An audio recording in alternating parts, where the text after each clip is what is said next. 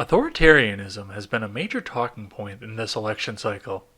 Hell yes, we're going to take your AR-15, your AK-47. We're not going to allow it to be used against our fellow Americans anymore. What do you do with an industry that knowingly, for billions of dollars in short-term profits, is destroying this planet? I say that is criminal activity that cannot be allowed to continue. Senator. While most of the candidates are content to threaten the masses or the billionaires with confiscation or forced redistribution, Senator Harris had another path in mind. Are you in favor of sending those drug company executives to jail? I am. And I will tell you, as a former prosecutor, I do think of this as being a matter of justice and accountability, because they are nothing more than some high-level dope dealers. Now, it's no secret that Kamala Harris has little regard for the Bill of Rights. She's running parallel with a pack of people who are bent on the dismantling of the Second Amendment, and she is perfectly content to call on a tech giant to violate the First Amendment rights of a sitting president. Look, let's be honest. @Real Donald Trump's Twitter account should be suspended. And of course, if she couldn't get it done by herself, she's forcing frontrunners to get on board with her. Senator Warren, I just want to say that I was surprised to hear that you did not agree with me that on this subject of what should be the rules around corporate responsibility for these big tech companies, when I called on Twitter to suspend Donald Trump's account, that you did not agree, and I would urge you to join me. And of course, if you believe Representative Gabbard, the fourth and the fifth wouldn't really stand a chance either. I want to bring the conversation back to the broken criminal justice system that is disproportionately negatively impacting black and brown people all across this country today.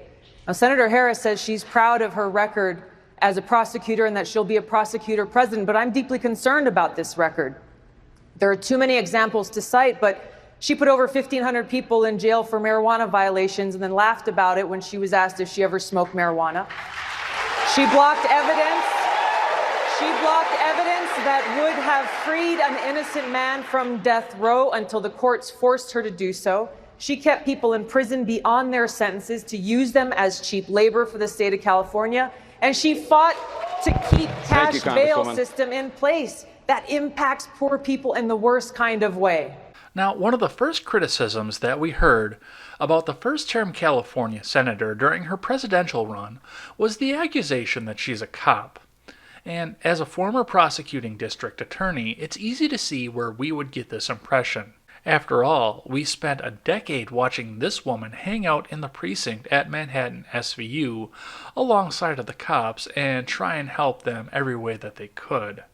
But police officers do play multiple roles in our society.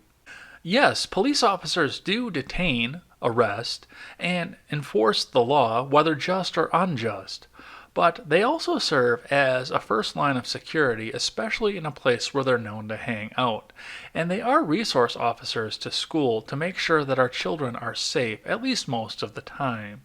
And some of the good ones will even jump in front of a bullet for civilians. And most importantly, I've been told by many local police that they will selectively enforce laws if they find a law unjust.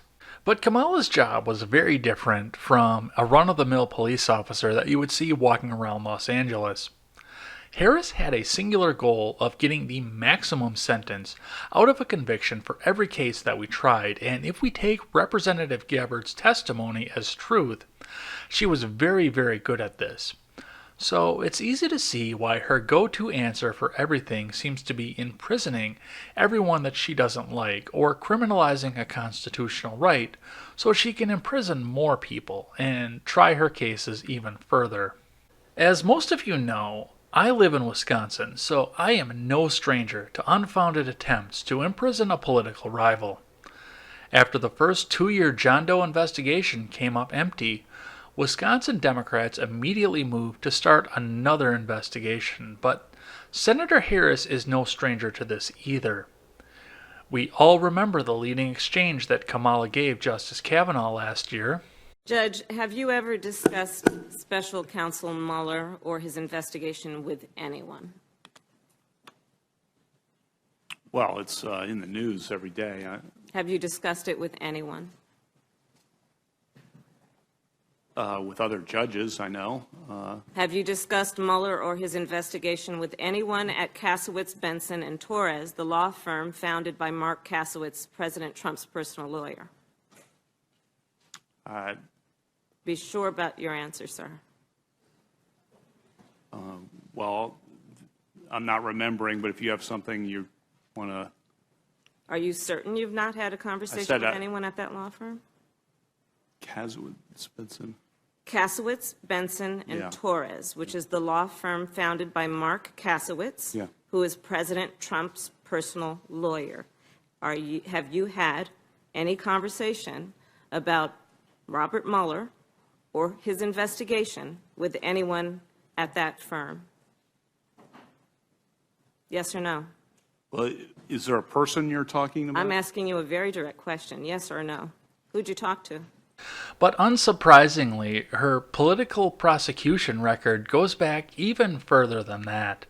According to National Review, there are two notable instances of then Attorney General Harris making questionable choices in prosecution. When prosecuting David Daleiden for releasing the Planned Parenthood harvesting videos, A.G. Harris was already receiving financial gifts from Planned Parenthood. And while no prosecution came from it, she echoed Bill Nye's sentiment that climate change deniers should be locked up, and this was alongside Eric Schneiderman and Loretta Lynch. But most famously, and possibly most controversial, was an instance where a law she supported as AG did lead parents of truant children to actually being jailed. The presidential hopeful issued a half-hearted apology for this, stating, of course, that the program would not become a federal program under her administration. The issue of Senator Harris threatening to imprison her opposition goes so far that even parody site Genesius Times put this headline out, and the article is going to be linked in the description below, so I advise you to go and take a look at that. Kamala Harris threatens to throw Tulsi Gabbard in jail for claiming she threw too many brown people in jail.